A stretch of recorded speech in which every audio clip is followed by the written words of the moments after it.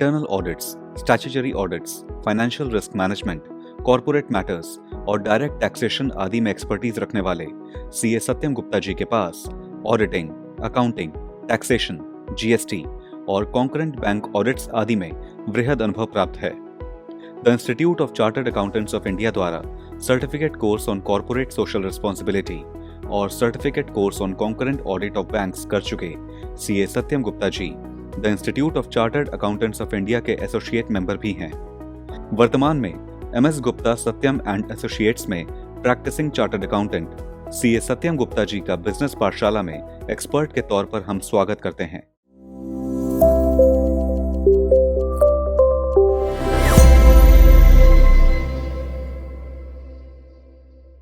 नमस्कार दोस्तों, मैं सीए सत्यम गुप्ता एक बार फिर से आप सभी का स्वागत करता हूं हमारे इस नए सेशन में, जहां हम लोग बात करेंगे एनआरआई के टैक्सेशन की।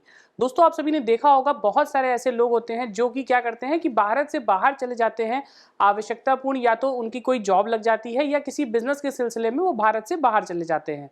ऐसे केसेस में क्या होता है कि वो जो पैसा कमाते हैं वो भारत के बाहर से कमाते हैं। तो एक बहुत बड़ा सवाल यहाँ पे रेज होता है कि क्या ऐसे कमाए हुए पैसे पे उनको भारत के अंदर आके कोई टैक्स देना है? क्योंकि दोस्तों, जो लोग भारत से बाहर चले जाते हैं उनको हम लोग बोलते हैं नॉन रेजिडेंट इंडियन, और उन्होंने कोई पैसा भारत में अगर नहीं कमाया और भारत से बाहर से कमाते हैं तो क्या उस पैसे पे उनकी यहाँ पे टैक्स की देनदारी बनती है?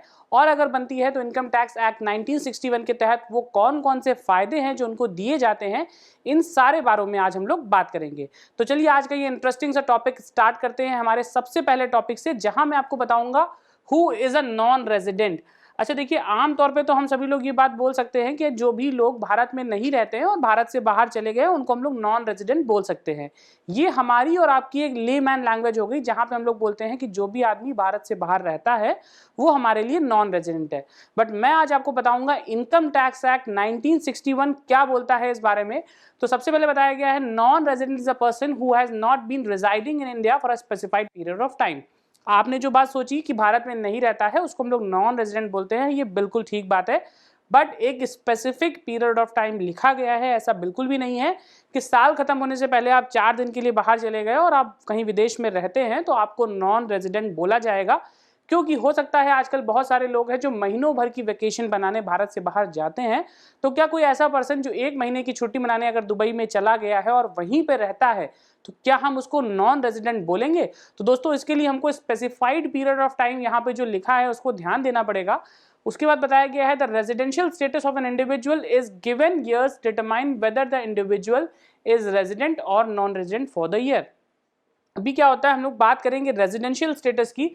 तो जो हमारा रेजिडेंशियल स्टेटस होता है वो भी इस बात पे डिपेंड होता है कि पर्टिकुलर कितने दिन आप उस कंट्री में रहे हुए हैं। तो अगर स्पेसिफाइड पीरियड ऑफ टाइम से ज्यादा आप रहे हैं तो आप रेजिडेंट बोले जाएंगे, अदरवाइज आप नॉन रेजिडेंट कहलाएंगे। देखिए, the residential status of individual is determined on the basis of number of days an individual has physically stayed in India. Important word यहाँ पे ये है कि फिजिकल स्टे आपने लास्ट ईयर में कितने दिन के लिए भारत में किया, उसके बेसिस पे डिसाइड होगा कि आपका रेजिडेंशियल स्टेटस क्या बोलता है। Residential status has nothing to do with the nationality domicile of an individual. अच्छा दोस्तों, मैं आपको एक बात बताऊं कि देखिए, लोग क्या करते हैं कि रेजिडेंशियल स्टेटस को और रेजिडेंशियल स्टेटस के साथ साथ जो उनकी नेशनैलिटी होती है उनसे जोड़ के देखते हैं। तो बहुत सारे ऐसे लोग हैं जो कि फॉरेन की नेशनैलिटी होल्ड करते हैं और हमारे देश में रहते हैं। तो ऐसे लोगों को अगर उनके पास फॉरेन की कोई नेशनैलिटी है तो हम लोग उनको नॉन रेजिडेंट नहीं बोलेंगे, क्योंकि वो भारत में ही रहते हैं और जो प्रिस्क्राइब पीरियड बताया गया है उससे ज़्यादा टाइम के लिए वो भारत में रहे हैं। इसलिए यहाँ पे इंपॉर्टेंट एक बात बोली गई है कि residential status has nothing to do with nationality domicile of an individual. It may also happen that an individual who is a citizen of India may be a non-resident for income tax purposes in a particular year, and an American citizen may be resident in India for the income tax purpose in a particular year. देखिए, last में बहुत interesting सी एक बात बताई गई है कि हो सकता है कोई ऐसा जो कि अमेरिका से आया हो, अमेरिका से आने के बाद भी अगर वो भारत में रहता है और जो टाइम पीरियड बताया गया है रिस्पेक्टिव रहने का, अगर उससे ज़्यादा वो स्टे कर जाता है तो ये बिल्कुल पॉसिबल है कि कोई अमेरिकन सिटीजन जो कि भारत में आया है वो पर्टिकुलर उस ईयर के लिए रेजिडेंट कहलाएगा, और कोई भारत का सिटीजन जो कि इंडिया में ही रहता था बट वो स्पेसिफिक टाइम पीरियड से ज़्यादा के लिए नहीं रहा तो उसके पास इंडियन सिटीजनशिप जरूर है बट फिर भी वो जो है इंडियन सिटीजन होने के बावजूद भी नॉन रेजिडेंट की कैटेगरी में आएगा। तो जो चीज़ यहाँ बताई हुई है ये बिल्कुल पॉसिबल है। जैसे जैसे मैं आगे चलूंगा मैं आपको डिटेल में बताऊंगा कि कितने डेज के लिए आपको स्टे करना पड़ता है तब आप रेजिडेंट कहलाए जाते हैं। देखिए किस तरीके के नॉन रेजिडेंट्स होते हैं। सबसे पहले under income tax act 1961 non resident broadly classified under the following 3 heads. 3 तरीके के लोग जिनको नॉन रेजिडेंट बोला गया है। सबसे पहले होते हैं non resident Indian, persons of Indian origin जो कि इंडियन ओरिजिन के हैं बट अभी ना नॉन रेजिडेंट कैटेगरी में आते हैं। और सेकंड हमारा होता है foreign company and the third is other non resident person, means company के अलावा वो कौन कौन से लोग हैं जो कि नॉन रेजिडेंट की कैटेगरी में आते हैं। तो चलिए आगे चलते हुए हम लोग बात करेंगे इसी के बहुत इंपॉर्टेंट कुछ फीचर्स की, जहां पे ये बताया जा रहा है कि किस तरीके से आप रेजिडेंशियल स्टेटस को डिटरमाइन करते हैं।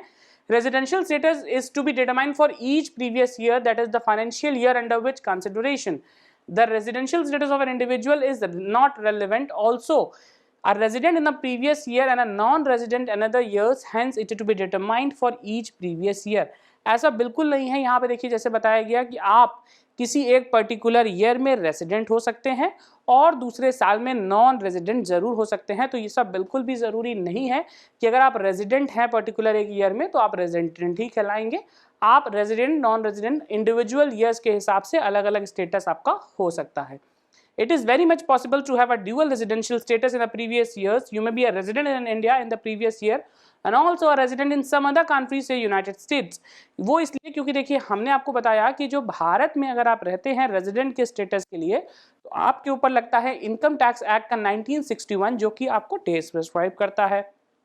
अब ऐसा बिल्कुल हो सकता है कि सपोज भारत में अगर ये बोला गया है कि आपको 182 डेज से ज़्यादा रहना है रेजिडेंट कहलाने के लिए, तो सपोज अगर आप ना भारत में 185 डेज रहें तो आप यहाँ रेजिडेंट तो हो जाएंगे। बट जो बचे हुए दिन हैं वो दिन अगर आप किसी दूसरे कंट्री में जाकर रह लेते हैं और वहाँ के नियम के अनुसार आपको मात्र 100 दिन रहना पड़ेगा, उसके बाद आप रेजिडेंट कहलाते हैं। तो ऐसा बिल्कुल पॉसिबल है कि एक ही असेसमेंट ईयर के लिए आप दोनों अलग अलग कंट्रीज में रेजिडेंट हों। तो आपको बिल्कुल भी ऐसे केसेस में कोई भी प्रॉब्लम अगर आती है तो इस बात को आप जरूर ध्यान रखिएगा कि एक इंडिविजुअल एक साल में अलग अलग कंट्रीज में भी रेजिडेंट हो सकता है। It may happen because of different sets of rule laid down by the countries to determine the residential status. जैसे मैंने आपको बताया वो इसलिए होता है क्योंकि अलग अलग कंट्रीज में अलग अलग रूल्स होते हैं, वहाँ पे नंबर ऑफ डेज जो होते हैं वो प्रिस्क्राइब्ड होते हैं। प्रिस्क्राइब्ड रूल के हिसाब से हम लोग डेज कैलकुलेट करते हैं। चलिए आगे चलते हैं और हम लोग अब बात करेंगे who is a non resident Indian. Non resident Indian हम लोग किसको बोलते हैं? Is an individual who is a citizen of India or any person of Indian origin who is not resident of India. In other words non resident जो होते हैं वो mainly 2 act में गवर्न होते हैं। एक तो हमारा होता है इनकम टैक्स एक्ट 1961 जिसके बारे में आज हम लोग डिटेल में बात कर रहे हैं, और second is foreign exchange and management act 1999। ये फेमा का एक एक्ट होता है, इसके तहत भी लोगों को रेजिडेंट और नॉन रेजिडेंट की कैटेगरी में बांटा जाता है। तो अगर आप इन दोनों में से किसी भी एक्ट के तहत गवर्न्ड हैं तो यहाँ पे क्या होगा कि आपको नॉन रेजिडेंट की डेफिनेशन के तहत डिवाइड किया जाता है। चलिए आगे चलते हम लोग अब बात करेंगे नॉन रेजिडेंट का जो टर्म होता है इसके अंदर फेमा की क्लासिफिकेशन और इंडियन ओरिजिन की जो बात है इसमें क्या बताया गया है। तो सबसे पहले नॉन रेजिडेंट जो टर्म होता है ये दोनों ही एक्ट में डिफाइन किया गया है, बट फेमा का जो रेलेवेंस है वो इनकम टैक्स में कोई भी रेलेवेंट नहीं रखता है। अगर मैं जो आपको बता रहा हूँ इनकम टैक्स के पर्पज से, टैक्सेशन के पर्पज से, तो वहां पे आपको सिर्फ इनकम टैक्स एक्ट 1961 के तहत जो भी क्लासिफिकेशन बताई गई है आपको सिर्फ उसी का ध्यान रखना है, और वो एक्ट के तहत अगर आप कवर्ड होते हैं तो आपको एनआरआई टैक्सेशन का फायदा दिया जाएगा और रेजिडेंशियल स्टेटस जो भी है वो भी आपका उसी के अकॉर्डिंग कैलकुलेट किया जाएगा। Persons of Indian origin क्या होते हैं? Person is said to be of Indian origin if he or any of his parents or his grandparents were born in undivided India। अब इस बात को आपको बहुत ध्यान से समझना है क्योंकि यहाँ पे बात हो रही है अनडिवाइडेड इंडिया। मीन्स क्या होता है? 1947 से पहले का भारत।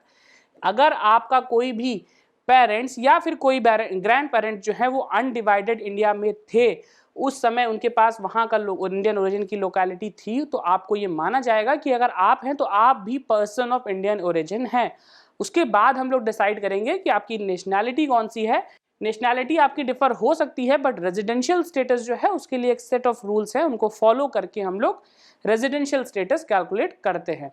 देखिए अब नॉन रेजिडेंट की जहां तक बात रह गई, तो हम लोग अब रेजिडेंशियल स्टेटस निकालने के ऊपर आ गए हैं, जो मैं आपको इतनी देर से बता रहा था कि हम लोग एक पर्टिकुलर डेज हमको एक्ट के तहत प्रिस्क्राइब्ड है। अगर आप उतने दिन या उससे ज़्यादा रहते हैं तो आपको रेजिडेंशियल बोला जाएगा। अगर आप उससे कम देश में आप इस देश में रहते हैं तो आपको नॉन रेजिडेंट बोला जाएगा। बट नॉन रेजिडेंट होने के बाद भी आपके पास दो अलग अलग क्लासिफिकेशंस आती हैं जिनके तहत आप अपना ये काम कर सकते हैं।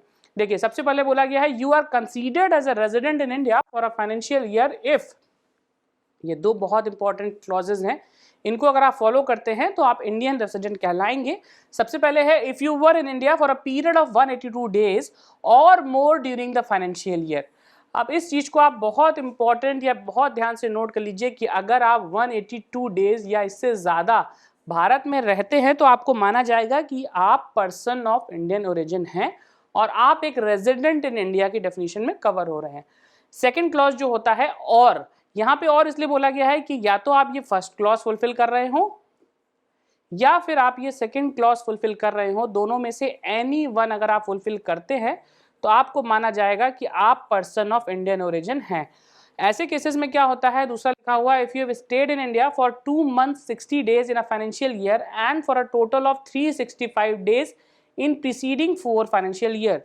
तो दोस्तों, जैसे मैं आपको बता रहा था कि यहाँ पे जो दोनों में से कोई एक कंडीशन भी अगर आप फुलफिल करते हैं तो उस केसेस में ये बोला जाएगा कि आप रेजिडेंट इन इंडिया की डेफिनेशन में कवर हो रहे हैं और आप कुछ भी इसमें से यूज कर सकते हैं। तो चलिए आगे चलते हैं और मैं बात करूंगा कि how to determine residential status की जो दूसरी क्राइटेरिया थी वो बोलता है there are certain exceptions to the above condition of 60 days, जो हमारी कंडीशन बताई गई थी जहां पे ये बोला जाता है कि 60 दिन या 60 दिन के ऊपर आपको रहना है। उसमें क्या कंडीशंस आती है, if you were an Indian citizen who has left India in the financial year as a crew member of an Indian ship and for the purpose of employment above, and if you are a POI and citizen of India who comes to India for visit। ऐसे ही दोनों cases में क्या होता है कि अगर आप एक इंडियन सिटीजन हैं जो कि रहते तो इंडिया में हैं बट किसी शिप के क्रू पर्पस से अगर आप कहीं बाहर गए हुए हैं, और या फिर आप पर्सन ऑफ इंडियन ओरिजिन है who has come to India for a visit purpose, अगर आप आए हैं तो इन दोनों कंडीशंस में आपकी जो 60 डेज वाली कंडीशन है वो देखी नहीं जाएगी और इसके बियॉन्ड जाके हम लोग कैलकुलेट करेंगे आपका रेजिडेंशियल स्टेटस। चलिए आगे चलते हैं, मैं सबको सेकंड कंडीशन बताता हूं। The second condition of 60 days and 365 days will not apply to you, which means that in the above situation you will be considered a resident if you were present in India for relevant financial year for a period of 182 days or more। Means क्या हुआ कि यहाँ पे जो दो conditions बताई गई हैं 60 दिन वाली, वो आपके लिए रेलिवेंट नहीं होंगी अगर आप 182 डेज या उससे ज्यादा के लिए भारत में रहे हुए हैं। Therefore you are a non-resident if you do not fulfill any of the above conditions। तो दोस्तों, जैसे मैंने आपको बताया कि दोनों ही केसेस में क्या होता है कि अगर आपने कंडीशंस फुलफिल नहीं करी है तो इस केसेस में आपको बोला जाएगा you are a non resident. जो कंडीशंस हमारी आ रही थी 60 और 65 डेज वाली दोनों मिला के, और यहाँ पे 180 डेज की कंडीशन जो है अगर आप इसको फुलफिल नहीं करते हैं तो आपको नॉन रेजिडेंट बोला जाएगा। चलिए आगे चलते हो, हम लोग अब बात करेंगे डू एनआरआईज हैव टू पे taxes in India for income earned abroad. ये बहुत ही इंपॉर्टेंट क्वेश्चंस हैं, क्योंकि होता क्या है कि जितने भी लोग होते हैं जो कि इंडिया में रहते हैं और ये माना जा रहा है कि जो एनआरआईज हैं और बाहर से पैसा कमा के लाते हैं तो क्या उस पैसे पे उनको भारत में टैक्स देना पड़ता है। तो दोस्तों, इस सवाल का जवाब है बिल्कुल yes, because after you have determined your residential status the next step is to identify income taxable in India. अभी क्या होता है कि अगर आप रेजिडेंट हो गए हैं तो पैसा आप चाहे भारत में कमा रहे हो या भारत से बाहर कमा रहे हो, आपको टैक्स तो देना पड़ेगा और वो पैसा आपका जो है वो टैक्सेबिलिटी क्राइटेरिया में जरूर आता है। सिंपली पुट में क्या बोला गया है कि जो रेजिडेंट इंडिविजुअल है वो क्या करते हैं, your global income is taxable in India, income earned whether in India outside India is taxable. आप ना एक रूल बना के चलिए कि अगर आप रेजिडेंट इंडिया में डेफिनेशन में कवर हो रहे हैं और आप एक रेजिडेंट हैं तो चाहे आपकी इनकम भारत में अर्न करी हुई हो या फिर आपकी इनकम जो है वो भारत के बाहर अर्न करी हुई, अगर आप रेजिडेंट की डेफिनेशन में कवर्ड होते हैं तो यहाँ पे आपकी दोनों ही इनकम पे टैक्सेबिलिटी जरूर आएगी और आपको टैक्स देना पड़ेगा। बट अगर आप नॉन रेजिडेंट इंडिया में हैं, मींस जो पहली दोनों क्राइटेरिया बताया गया था वो आप फुलफिल नहीं करते हैं और आप नॉन रेजिडेंट इंडिया कहलाते की डेफिनेशन में आते हैं, तो ओनली इनकम अर्न्ड और accrued in India deemed to be so taxable in India, therefore your income from any other country beside India is not taxable। तो ये एक इंपॉर्टेंट क्राइटेरिया है कि अगर आपने ना पहले अपना रेजिडेंशियल स्टेटस का क्राइटेरिया तय किया, उसके तहत अगर आप रेजिडेंट की क्राइटेरिया डेफिनेशन में आते हैं तो आपको ना दोनों इनकम पे टैक्स देना पड़ेगा, चाहे वो इनकम आपकी इंडिया में अर्न करी हो या फिर इंडिया से बाहर। ये आपका हो गया पॉइंट नंबर 1। पॉइंट नंबर 2 में आपको बताया गया था कि अगर आप एक नॉन रेजिडेंट की डेफिनेशन में आते हैं तो ऐसे केसेस में जो आपकी सिर्फ इंडियन इनकम है वही इनकम आपकी टैक्सेबल होगी। जो भी इनकम आपने बाहर से अर्न करी है उस पर आपको कोई भी टैक्स देना नहीं पड़ेगा। तो ये पूरी क्लासिफिकेशन यहाँ पे कंप्लीट होती है। आगे चल के मैं आपको डिटेल में बताऊंगा कि income earned and accrued in India अभी क्या हो रहा है। Income earned and accrued in India जो मैंने आपको टर्म यूज किया इसके पहले वाली स्लाइड में, वहां पे मैंने आपको बताया कि जो स्लाइड इनकम आप अर्न करते हैं और एक्रू वो इंडिया में कैसे कंसीडर की जाती है। India follows the source rule basis for taxation.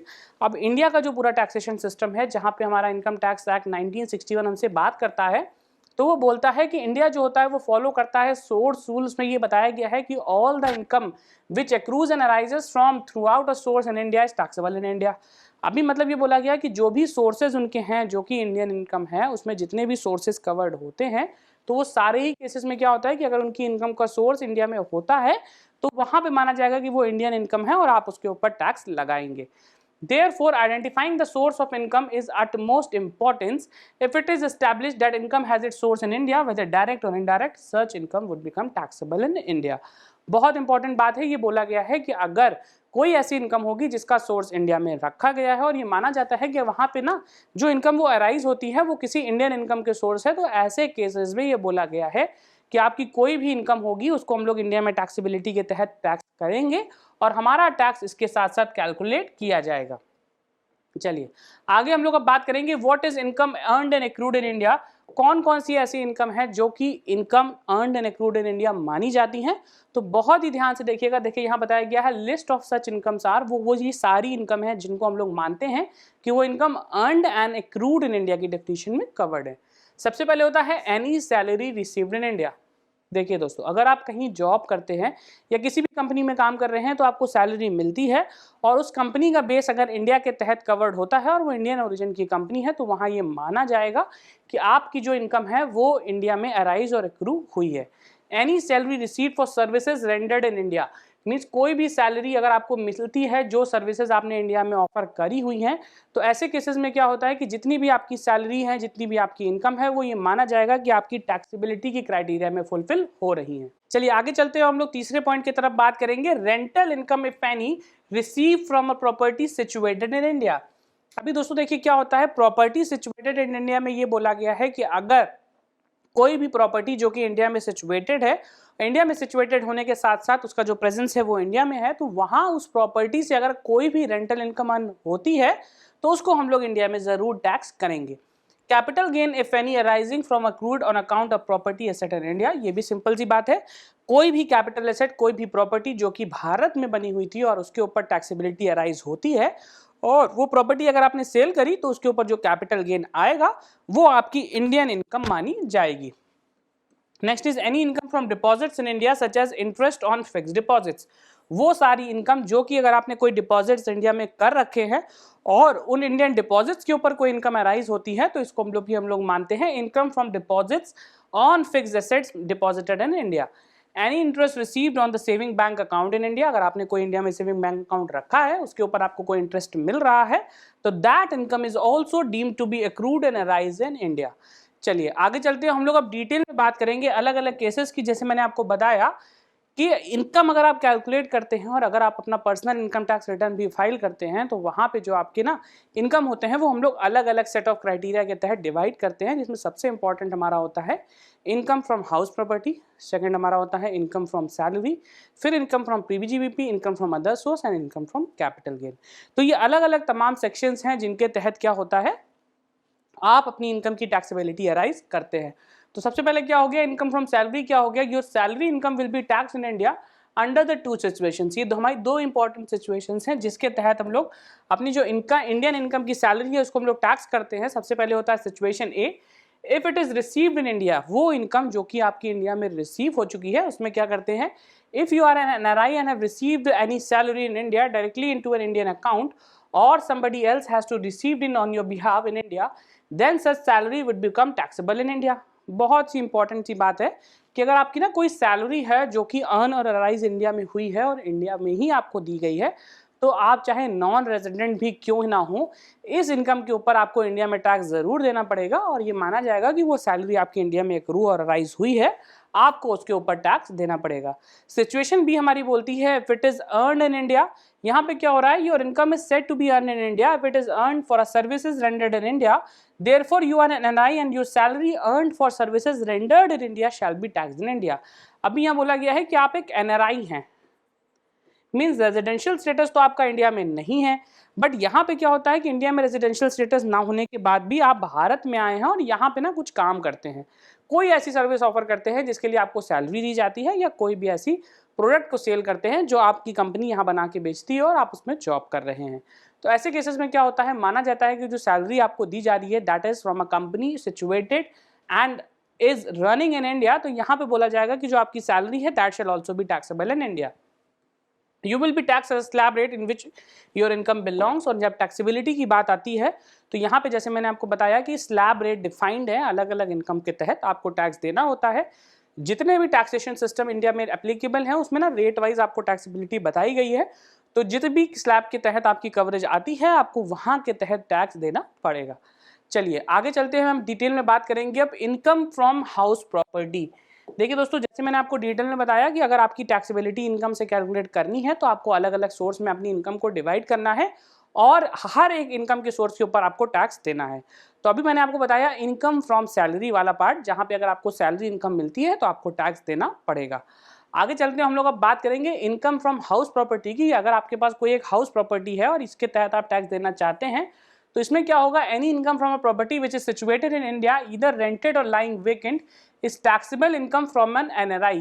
The calculation of such income shall be same manner for a resident. अभी क्या होता है, वो भी कोई भी इनकम जो कि कोई ऐसी प्रॉपर्टी से आ रही है जो कि इंडिया में है, बट ये किसी ऐसी प्रॉपर्टी की इनकम है जो पर्सन है वो नॉन रेजिडेंट की कैटेगरी में आता है, तो ऐसे केसेस में भी इस इनकम के ऊपर जो टैक्सेबिलिटी बनेगी वो इंडिया में ही बनेगी।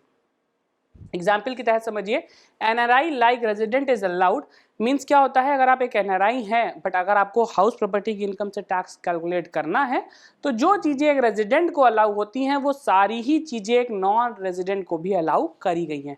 सबसे पहले क्या होता है, standard deduction of 30%, to deduct property tax, to take benefit of interest, reduction of a housing loan, to claim principal repayment under 80C।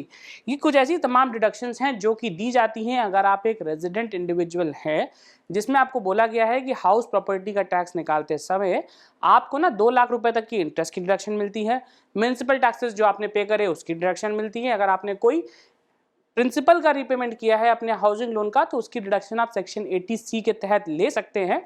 तो ये सारी ही छूट जो कि हम एक रेजिडेंट इंडिविजुअल को देते हैं, तो ये सारी ही छूट आप एक नॉन रेजिडेंट को भी दे पाएंगे। तो इस तरीके से यहाँ पे आप कैलकुलेशन करते हैं अगर आपने कोई हाउस प्रॉपर्टी की इनकम से टैक्स कैलकुलेट किया। अच्छा देखिए, रजिस्ट्रेशन और स्टैम्प ड्यूटी जब आप देते हैं किसी प्रॉपर्टी को परचेज करने के लिए तो उसको आपको 80C में डिडक्शन मिलती है अगर आप रेजिडेंट कैटेगरी में आते हैं। तो that same deduction is also available for non resident. अगर आप एक नॉन रेजिडेंट हैं तो भी आपको जो स्टैम्प ड्यूटी और रजिस्ट्रेशन चार्जेस की छूट दी जाती थी सेक्शन 80C के तहत, वो छूट आपको यहाँ पे भी दी जाएगी। It is important to note that even that the income received directly into non resident account outside India or on his NRE account, still income will be liable to tax in India, क्योंकि जो property का source है वो India में ही है। ऐसा बिल्कुल नहीं है ना कि सपोज अगर आपका कोई घर था, भारत में घर है, वो घर आपने ना किराए पे उठा दिया, किराए पे उठाने के साथ साथ क्या हुआ कि जो उसकी इनकम अराइज होती है उससे आपने ये बोला कि वो जो इनकम है वो हमारा कोई फॉरेन का अकाउंट है या हमारा कोई NRE अकाउंट है जो कि हमारा होता है नॉन रेजिडेंट का एक एक्सटर्नल अकाउंट होता है। इसके तहत अगर आपने पैसा डायरेक्ट भारत से बाहर ट्रांसफर करा लिया तो भी क्या होगा कि जो आपकी इनकम होगी वो टैक्सेबल इंडिया में जरूर होगी। ऐसा कोई प्रोविजन नहीं है जो ये बोले कि आपकी जो इनकम है वो अगर आपने भारत से बाहर डायरेक्ट ट्रांसफर कर ली है तो आपको उसके ऊपर कोई टैक्स नहीं देना। तो ये आपको बिल्कुल ध्यान रखना है कि अगर आपने पैसा डायरेक्ट अपने इंडिया से बाहर वाले अकाउंट पे मंगाया या फिर अपने NRE अकाउंट में ट्रांसफर कराया, फिर भी आपको उस पैसे पे इंडिया में टैक्स देना कंपलसरी है। चलिए आगे चलते हुए हम लोग बात करेंगे कुछ इंपॉर्टेंट नोट्स की। अगर आपने कोई भी प्रॉपर्टी जो है उसको किराए पे उठाया हुआ है तो वहां पे TDS भी कटता है अगर आप एक सर्टेन अमाउंट से ज्यादा का किराया रिसीव करते हैं। Where a resident is required to pay rental to a non-resident Indian A TDS at the rate of 30% is to be deducted before transferring the amount to non-resident account. अभी देखिए वो इसलिए बोला गया है क्योंकि इंडिया में ना मैक्सिमम रेट जो है वो 30% का है। तो आप एक नॉन रेजिडेंट को ना रेंटल इनकम दे देंगे, तो अगर भारतीय इंडियन गवर्नमेंट को ना पैसा रिकवर करना होगा तो वो नॉन रेजिडेंट के पास तो नहीं पहुंच पाएंगे। तो ऐसे केसेस में टैक्स की लायबिलिटी की जो लॉस होता है वो लॉस हमारा ना हो, गवर्नमेंट का लॉस ना हो, तो इसी केसेस में जो पे करने की लायबिलिटी है वो रेजिडेंट के ऊपर रखी गई है। एक एग्जांपल के तहत से समझिए कि अगर मिस्टर ए हैं जो कि यूएस में रहते हैं, उनकी इंडिया में कोई प्रॉपर्टी है जो कि सपोज उन्होंने मिस्टर बी को रेंट आउट कर रखी है और मिस्टर बी ने वो प्रॉपर्टी यहाँ पे किराए पे ले रखी है। तो अभी क्या होगा कि रेंटल इनकम तो मिस्टर ए की है बट रहते उस प्रॉपर्टी में मिस्टर बी है। तो मिस्टर बी जो है वो मिस्टर ए को रेंट दे रहे हैं और मिस्टर इंडिया जो है वो इंडिया से बाहर रहते हैं। बट ऐसे केसेस में इस प्रॉपर्टी के ऊपर जो मिस्टर बी किराया देंगे, तो ये बोला गया है कि अगर आप 1 लाख रुपए किराया देते हैं तो आप ऑलरेडी उनको 70,000 ही ट्रांसफर करेंगे और 30,000 रुपए काट के आप गवर्नमेंट को एज अ TDS डिपॉजिट करेंगे, क्योंकि अगर आपने एक नॉन रेजिडेंट घर ले रखा है तो आपकी ये लायबिलिटी बनती है। Second is a person making any payment to a non-resident is required to submit Form 15 CA-CB online to Income Tax Department। अभी क्या होता है, अगर कोई भी पर्सन पेमेंट करता है किसी नॉन रेजिडेंट को तो उनको 15 CA का CB एक फॉर्म होता है वो डिपॉजिट करना पड़ता है। इसमें क्या होता है, 15 CB का जो फॉर्म होता है ये एक CA सर्टिफिकेट होता है। एक चार्टर्ड अकाउंटेंट आपको ये सर्टिफिकेट देता है विद अपना डिजिटल सिग्नेचर। जो ये होता है यहाँ पे अप्रूवल जाता है कि जो डिटेल आप बता रहे हैं वो डिटेल सही है, इस अमाउंट के ऊपर जितना टैक्स कटना चाहिए था वो टैक्स ऑलरेडी डिडक्ट हो चुका है और अब यहाँ पे किसी भी पर्सन की कोई लायबिलिटी एक्सेस नहीं बचती है। चलिए आगे चलते हैं और हम लोग बात करेंगे थर्ड सोर्स ऑफ इनकम की, जो कि होता है हमारा इनकम फ्रॉम अदर सोर्स। सबसे पहले मैंने आपको डिटेल में बताया सैलरी वाला पार्ट कि अगर आपकी कोई भी सैलरी से इनकम है तो सैलरी से इनकम होने के साथ साथ आप किस तरीके से उसकी टैक्सेबिलिटी असाइन करते हैं। और सेकंड पॉइंट जो मैं आपको बताने जा रहा हूं वहां पर हम लोग डिटेल में बात करेंगे अदर सोर्स ऑफ इनकम की। देखिए, Indian source income in the form of interest on fixed deposits and saving account that are held in Indian bank account is taxable in India. ये जो पॉइंट यहाँ बोला गया ये बहुत इंपॉर्टेंट है, वो इसलिए क्योंकि देखिए एक बात यहाँ बताई जा रही है कि कोई भी पैसा जो आपने इंडियन अकाउंट में रखा हुआ है और उस इंडियन अकाउंट में रखे हुए पैसे के ऊपर अगर आपको कोई भी टैक्सेबिलिटी देनी है तो वो टैक्सेबिलिटी इंडिया में ही अराइज होगी। मैं चाहे यूएस में रहता हूँ, मेरा एक इंडियन अकाउंट है, उस इंडियन अकाउंट में मुझे कुछ इंटरेस्ट मिल रहा है तो वो पैसा जो टैक्सेबिलिटी है वो इंडिया में ही रहेगी। Interest received on NRE and FCNR account is tax free whereas interest received on NRO account is fully taxable। अब मैं आपको एक क्लासिफिकेशन बता दूं कि ये NRO और NRE क्या होता है। नॉन रेजिडेंट का एक ऑर्डिनरी अकाउंट होता है जो पैसा ये भारत में रखते हैं, और एक हमारा होता है नॉन रेजिडेंट का एक्सटर्नल अकाउंट। ये अकाउंट जो होता है ये पैसा बाहर के लिए होता है, जो इंडिया का बाहर का पैसा सारा है वो इसमें रखा जाता है और इंडियन इनकम पैसा इसमें आता है। मीन्स अगर आप NRE हैं और इंडिया से जो पैसा आपको अराइज हो रहा है वो आप इसमें डालेंगे, फिर ये पैसा बाहर से अगर आपको पैसा भेजना है तो आप इस अकाउंट में भेजेंगे, दोनों अकाउंट मेंटेन रहते हैं। बट NRO अकाउंट का जो इनकम का होती है जिसमें जो इंटरेस्ट आपको मिलता है इसकी टैक्सेबिलिटी इंडिया में रहती है, मीन्स ये टैक्सेबल होगा। और NRE अकाउंट का जो आपको इंटरेस्ट और एक्सेबल मिलता है इसके ऊपर आपकी इंडिया के अंदर कोई भी टैक्सेबिलिटी नहीं होती। तो ये आपको ध्यान रखना है कि आपने NRO का जो अकाउंट है इसका इंटरेस्ट तो टैक्सेबल करना है, बट NRE अकाउंट के इनकम के ऊपर अगर आपको कोई भी इंटरेस्ट मिलता है तो that is not taxable in India. चलिए, यह हो गई आपकी इंटरेस्ट इनकम की बात। आगे चलते हैं और हम लोग डिटेल में बात करेंगे अदर सोर्स में ही कुछ और इंपॉर्टेंट एस्पेक्ट्स आते हैं। देखिए, अदर सोर्स में जैसे मैंने आपको डिटेल में बताया कि आपको अदर सोर्स में इंटरेस्ट इनकम मिल सकती है, गिफ्ट मिल सकता है। तो कोई भी ऐसी चीजें जो आपको इंडिया में अराइज होती हैं उसके ऊपर आपको टैक्स देना कंपलसरी है। आगे चलते हैं हम लोग बात करेंगे income from capital gain. Any capital gain arising on transfer of capital asset situated in India shall be taxable in India. अभी जैसे मैंने आपको एक एग्जांपल बताया था हाउस प्रॉपर्टी का कि अगर आप बाहर रहते हैं और आपका इंडिया में कोई घर है और आपने क्या किया, वो प्रॉपर्टी किसी को रहने के लिए किराए पे दे दी, तो उस प्रॉपर्टी के ऊपर जो आपको इनकम मिल रही है वो आपको इंडिया में टैक्सेबिलिटी करनी पड़ेगी। तो same goes with the sale of house property. अगर आप बाहर रहते हैं और आपने ना इंडिया में कोई अपना घर खरीद रखा था जिसको आप बेचना चाहते हैं, तो आप तो बाहर रहते हैं, आपका रेजिडेंशियल स्टेटस भी नॉन रेजिडेंट का जरूर होगा, बट आप जो प्रॉपर्टी बेच रहे हैं वो इंडिया में थी। तो ऐसे केसेस में अगर कोई इंडिया में रखी हुई प्रॉपर्टी आप बेचते हैं तो उसके ऊपर अगर आपको कोई कैपिटल गेन हो रहा है तो उस कैपिटल गेन को भी आपको इंडिया में ही टैक्सेबल करना है। Capital gain on investments in India and share and securities shall also be taxable in India. If you sell a capital asset, a house property, then TDS of 20% business 20% is applicable on long term capital gain. BDD of 30% is applicable on such short term capital gain. यहाँ पे क्या होता है कि 20% capital gain लगता है long term पे और 30% एप्लीकेबल होता है हमारा शॉर्ट टर्म कैपिटल गेन पे। तो दोनों ही केसेस में क्या होता है, चाहे आप लॉन्ग टर्म हो या शॉर्ट टर्म हो, आपको ना कैपिटल गेन के अकॉर्डिंग टैक्सेबिलिटी अराइज करनी पड़ती है। तो अगर आपने जो भी कैपिटल गेन अराइज किया उसके हिसाब से आपको असरटेन करना है और जो रेट्स बताए हैं उसके हिसाब से आपको टैक्सेबिलिटी देनी है। चलिए आगे चलते हम लोग अब बात करेंगे the buyer even if is individual is responsible for deducting tax at source. अब ये क्या है, जैसे मैंने आपको एग्जांपल बताया था ना कि सपोज अगर आप ए रहते हैं, ए पर्सन जो आपके हैं वो यूएस में है, बी पर्सन जो है ये आपके इंडिया में है। और अभी हो क्या रहा है, इंडिया में इनका एक घर था जो कि इंडिया में आता था। तो यहाँ पे क्या हो गया, इनके पास सपोज एक हाउस है जो कि इंडिया में है और वो चाहते हैं कि इस हाउस को वो सेल करें, बट सेल करेंगे तो बी को, जो कि बी इंडिया में ही रहता है। तो ये क्या हुआ, इनके बीच में एक एग्रीमेंट रहेगा। उन्होंने बोला कि हम जो है 1 CR चार्ज करेंगे और 1 CR के तहत हम ये अमाउंट जो है आपको घर ट्रांसफर करेंगे। तो अभी क्या होने वाला है कि जब ये पेमेंट इनको करेंगे तो क्या होगा कि घर तो इन्होंने सेल किया, ये पेमेंट इनको जा ट्रांसफर होकर चला जाएगा। तो लायबिलिटी जो है वो बी पर्सन की असर्टेन होती है कि ये अमाउंट में से वो TDS डिडक्ट करे और ये TDS का जो अमाउंट है वो गवर्नमेंट को डिपॉजिट करे और बाकी जो बचा हुआ पैसा है वही इंडिया से बाहर जो है मिस्टर ए को रेमिट करे। पूरे एग्जाम्पल में आपने ये समझा कि घर तो ए ने खरीदा, बट उसके ऊपर जो टैक्सेबिलिटी डिटरमाइन होती है वो क्या होगी कि मिस्टर बी डिटरमाइन करेंगे और जो लायबिलिटी होगी वो सरकार को जमा करेंगे और जमा करने के बाद ही इसको ट्रांसफर किया जाएगा। Since the owners of deducting tax payments and made to non-residents in the buyer, he must get a TDS certificate. Means क्या होता है, एक टैन नंबर उनको लेना होता है और TDS सर्टिफिकेट भी आपको देना है। तो क्या होता है, क्योंकि देखिए अगर आपको टैक्स काटना है तो you need to have an tax deduction account number, जिसको हम लोग बोलते हैं टैन नंबर। तो टैन नंबर होना कंपलसरी है अगर आपको TDS काटना है।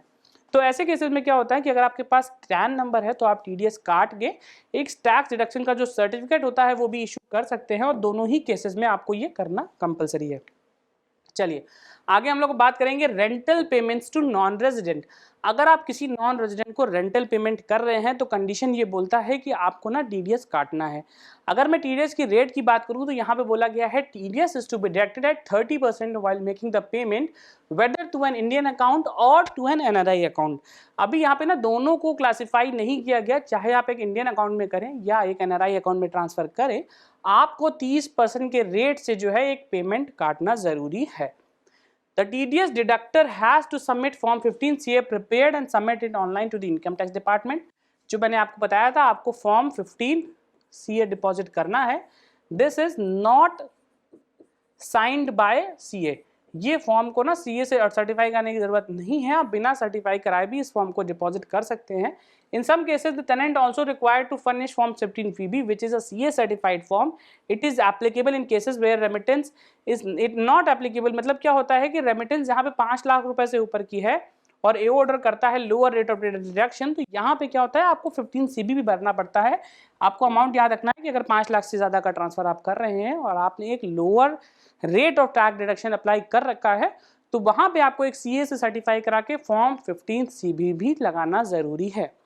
चलिए आगे चलते हैं, हम लोग बात करेंगे specific provisions related to investment income of NRI। अगर कोई NRI है जिसने पैसा ना इन्वेस्ट कर रखा है इंडिया के तहत और इंडिया में वो इनकम अर्न करता है, तो यहाँ पे कुछ इंपॉर्टेंट प्रोविजंस हैं जिसके तहत उनको टैक्सेबिलिटी किया जाएगा। As you are a non resident individual you can avail a special provision related to interest income. Investment की जो इनकम है इनके ऊपर कुछ इंपॉर्टेंट प्रोविजंस बताए गए हैं। An NRI is taxed at 20% when he invest in certain assets in India. All the more she is not required to file income tax return if his or her income comprises only special investment income and TDS on the same has been deducted।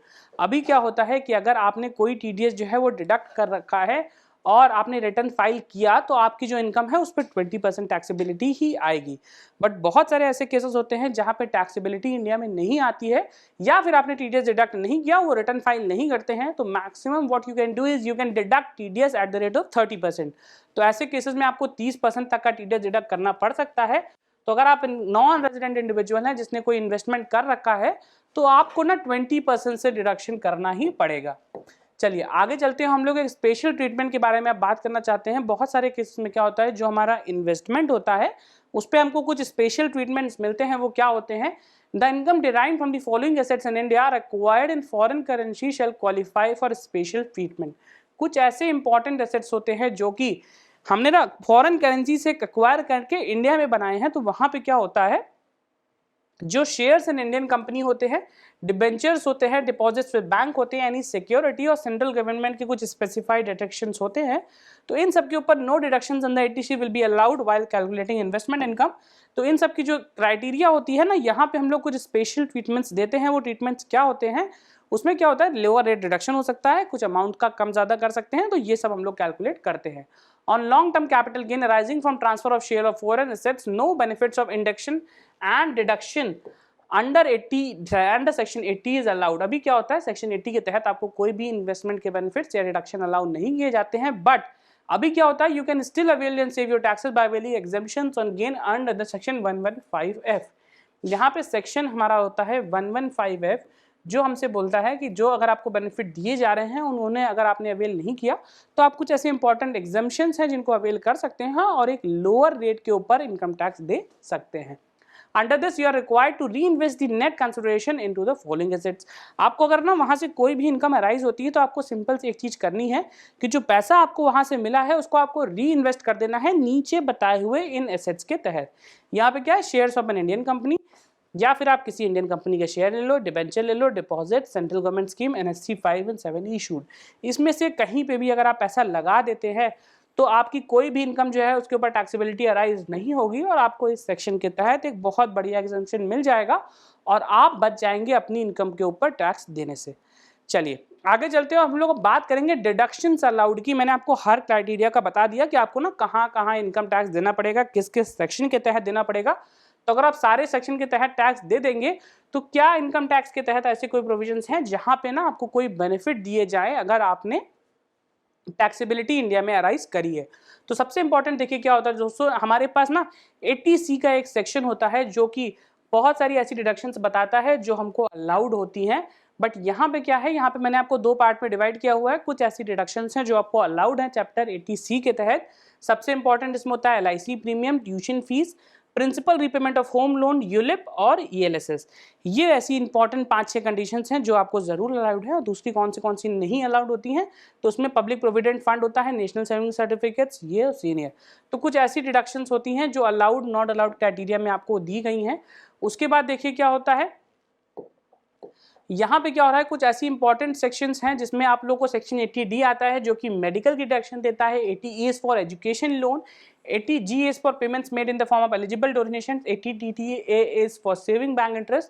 ये कुछ important ऐसे sections हैं जो आपको बताए गए हैं, इनके तहत अगर आपको डिडक्शंस मिलती हैं तो आप ज़रूर ले सकते हैं। 80G, DD, DDB, 80U, ये सारी ऐसी इंपॉर्टेंट डिडक्शंस हैं। उसमें क्या होता है कि अगर आपने कहीं पैसा इन्वेस्ट किया हुआ है या आपने कोई एजुकेशन लोन लिया, आपने मेडिकल प्रीमियम का पेमेंट किया, आपने कहीं डोनेशन किया, आपने किसी पॉलिटिकल पार्टी को दे दिया, तो जैसे ही डिडक्शंस मिलती हैं एक रेजिडेंट को, वैसे ही सेम क्राइटेरिया में आपको भी डिडक्शंस अलाउ करी गई हैं। बस आपको करना क्या है कि वैलिड डिडक्शन करके उसका आपको एक प्रूफ लगाना है और डिडक्शंस आपको दोनों ही हेड के तहत ऑलरेडी अलाउ करी जाएंगी। चलिए अब हम लोग बात करते हैं 80C में जो मैंने आपको डिडक्शंस बताई उसमें क्या होता है। सबसे इंपॉर्टेंट जो मैंने आपको बताया था लाइफ इंश्योरेंस प्रीमियम, जिसको हम लोग मेन तौर पे LIC भी बोलते हैं, क्योंकि LIC में क्या हो रहा है कि आपकी लाइफ कवर्ड है। तो चाहे आप LIC से लाइफ इंश्योरेंस प्रीमियम पे करके पॉलिसी लेते हैं या किसी भी अदर कंपनी से लेते हैं, बट अगर आपने यहाँ पे क्या करा हुआ है, आपने अपनी लाइफ इंश्योरेंस कराया हुआ है तो वो पॉलिसी आपको मिलेगा। ट्यूशन फीस क्या होता है, अगर आपने किसी भी कॉलेज, स्कूल या इंस्टीट्यूशन, यूनिवर्सिटी की ट्यूशन फीस पे करी हुई है अपने बच्चे की एजुकेशन के लिए, तो आप उसका भी डिडक्शन ले सकते हैं और ये सारी डिडक्शन आपकी 1.5 लाख रुपए में कवर्ड होती हैं। प्रिंसिपल रीपेमेंट हाउसिंग लोन का जो करते हैं इसमें यूलिप होता है और ELSS होता है। यूलिप में जो पैसा होता है वो अब इंश्योरेंस की तरह ही होता है, बट यहाँ पे लॉक इन पीरियड होता है 5 साल का। प्रीमियम जो होता है वो अपने लिए, स्पाउस के लिए, चिल्ड्रन के लिए, आप किसी के लिए भी दे सकते हैं और यहाँ पे 5 ईयर्स का लॉक इन रहता है। ये लॉक इन पीरियड के बाद आप पैसा रिलीज कर सकते हैं। और ELSS जो हमारा जो होता है वो म्यूचुअल फंड की तरह होता है। यहाँ पे क्या रहता है, हम लोग को एक इक्विटी लिंक सेविंग स्कीम का ऑप्शन दिया जाता है। यहाँ पे हम लोग टाइम टू टाइम पे पीरियड पैसा लगाते हैं। वो पैसा ना हमारा 5 साल के लिए, 3 साल के लिए लॉक इन रहता है। उसके बाद हम लोग मैच्योरिटी करके उस पैसे को निकाल सकते हैं। आगे चलते हम लोग बात करेंगे 80D की। 80D आपको पता होगा ये हमारा मेडिकल का इंश्योरेंस का पैसा होता है। अगर आपने कोई हेल्थ इंश्योरेंस ले रखा है अपने लिए, अपने स्पाउस के लिए या फिर अपने पेरेंट्स के लिए, तो अलग अलग केसेस में यहाँ पे मैक्सिमम जो होता है वो 50,000 का डिडक्शन रहता है। 55,000 का हो जाता है जब हम अपने लिए या बच्चों के लिए लेते हैं जो कि पेरेंट्स 60 साल से अबव है और हम 60 से नीचे हैं। जिन्हें केसेस में अगर दोनों लोग 60 से ऊपर चले जाते हैं तो आपको 60,000 रुपए तक का मैक्सिमम डिडक्शन अलाउ होता है सेक्टर 80D के तहत। तो डी में क्या हो गया, मेडिकल इंश्योरेंस में जो पैसा था वो आपने 80D में डिडक्शन ले लिया। आगे चलते हैं हम लोग बात करेंगे सेक्शन 80E की, जहां पे हमको बोला गया है एजुकेशन के लिए। अगर आपका कोई बच्चा है जिसके लिए आपने एजुकेशन लोन लिया हुआ है और लोन के तहत आप इंटरेस्ट दे रहे हैं तो उसकी छूट आप इसके तहत ले सकते हैं। The loan may have been taken for a higher education for NRI spouse children for a student whom NRI is a legal guardian. Means ऐसा बिल्कुल कंपलसरी नहीं है कि वो पर्सन जिसके लिए आप लोन ले रहे हैं वो इंडिया में ही रहता हो। अगर वो इंडिया से बाहर भी रहता है तो दोनों ही केसेस में आपको एलिजिबिलिटी मिलती है और कोई भी टाइम लिमिट, अमाउंट की लिमिट यहाँ पे स्पेसिफाइड नहीं है। जो डिडक्शंस होती हैं वो मैक्सिमम 8 साल के लिए दी जाती है और अलाउड प्रिंसिपल रीपेमेंट की कोई नहीं डिडक्शन है, आपको सिर्फ और सिर्फ इंटरेस्ट की डिडक्शन ही मिलती है। तो ये बात आपको बिल्कुल ध्यान रखनी है। अगर आपने एजुकेशन लोन की डिडक्शन ली हुई है तो वहाँ पे सिर्फ इंटरेस्ट की डिडक्शन ही आपको दी जाएगी। चलिए आगे चलते हैं, हम लोग बात करेंगे टैक्स स्लैब की। टैक्स स्लैब जैसे नॉर्मल हमारे और आपके लिए है वैसे ही एक एनआरआई के लिए भी होता है। यहाँ पे जो क्लासिफिकेशन होती है that is for below 60 years, above 60 और बिटवीन 18 और अबव 80। नॉर्मली होता है, क्या होता है, सबका टैक्स रेट यूनिफॉर्म है चाहे आप 60 से नीचे हो। तो यहाँ पे थोड़ा सा बेनिफिट आपको रेट में मिलता है। तो आगे की स्लाइड में आपको बताऊंगा कि रेट में बेनिफिट क्या है, एक बार ध्यान से इसको देखिएगा। यहाँ देखिए बताया गया है कि जो ओल्ड रिजीम और न्यू रिजीम में स्लैब था दोनों नॉर्मल था। 2.5 लाख तक की इनकम के ऊपर कोई टैक्स नहीं है। 2.5 से 5 के बीच में अगर आप ओल्ड रिजीम के अंदर आते हैं तो 5% टैक्स है। अब 2.5 लाख की इनकम और यहाँ पे भी सेम टैक्स है। 5 से 10 लाख के बीच में यहाँ पे ना 12,500 रुपये तो आपका ये वाला हो गया। उसके बाद 20% जो 5 लाख से ऊपर आपने कमाया उसके तहत आपको टैक्स देना है। बट अगर आप न्यू रिजीम में हैं तो यहाँ पे एक ट्विस्ट है कि यहाँ पे 5 से 7.5 के बीच में आपको 10% टैक्स देना है। 7.5 से 10 के बीच में आपको 15% देना है। 10 से 12.5 पे 20%, 12.5 से 15 पे 25% और 15 से ऊपर आपको 30% टैक्स देना है। मीन्स यहाँ पे आपको 1, 2, 3, 4, 5 यहाँ पे 5 अलग अलग रेट्स मिल जाते हैं। बट अगर आप यहाँ पे देखेंगे तो यहाँ पे आपको सिर्फ 3 रेट ही मिलते हैं, जो कि एक हो गया आपका 5%, फिर 20% और एक 30%। तो ज़्यादा बेनिफिशियल आपके लिए जो भी हो दोनों में से आप चूज कर सकते हैं। रेट्स और क्राइटेरिया मैंने आपको यहाँ पे क्लियर कर दिया। चलिए अब बेसिक एग्जाम्पशन लिमिट की बात करें तो जो 2.5 लाख की एग्जाम्पशन लिमिट थी वो दोनों की ही लिए एप्लीकेबल है। But if your total income in India consists only of short-term capital gain or long-term capital gain, then the benefits of basic exemption is not available in respect of such gain. अगर आपकी income जो है उसमें सिर्फ और सिर्फ capital gain की income है जिसमें लॉन्ग टर्म और शॉर्ट टर्म दोनों ही इंक्लूडेड हैं, तो ऐसे केसेस में आपको बेसिक एग्जम्पशन लिमिट जो कि 2.5 लाख की थी उसके तहत कोई भी छूट नहीं दी जाएगी। चलिए आगे चलते हुए हम लोग बात करेंगे इनकम टैक्स रिटर्न कब कब फाइल करना है। तो बेसिक सी बात है कि अगर आपकी कोई एनआरआई इनकम है और टोटल इनकम जो है आपकी 2.5 लाख से ऊपर की है तो आपको इनकम टैक्स रिटर्न फाइल करना है। और अगर आप रिफंड लेना चाहते हैं तभी भी आपको रिटर्न फाइल करना है, या फिर आप कैरी फॉरवर्ड ऑफ लॉसेस के बेनिफिट अवेल करना चाहते हैं तो ये कुछ ऐसे इंपॉर्टेंट क्लॉजेस हैं जिसके तहत आप रिटर्न फाइल करते हैं तभी आपको बेनिफिट मिलेगा। पहला तो कि अगर आपकी इनकम 2.5 लाख से ज्यादा है, दूसरा आप लॉसेस को कैरी फॉरवर्ड करना चाहते हैं, और तीसरा केस है कि अगर आपको कोई इनकम टैक्स का रिफंड चाहिए। ये सारे ही केसेस में अगर आपने रिटर्न फाइल किया हुआ है तभी आपको ना रिफंड दिया जाएगा।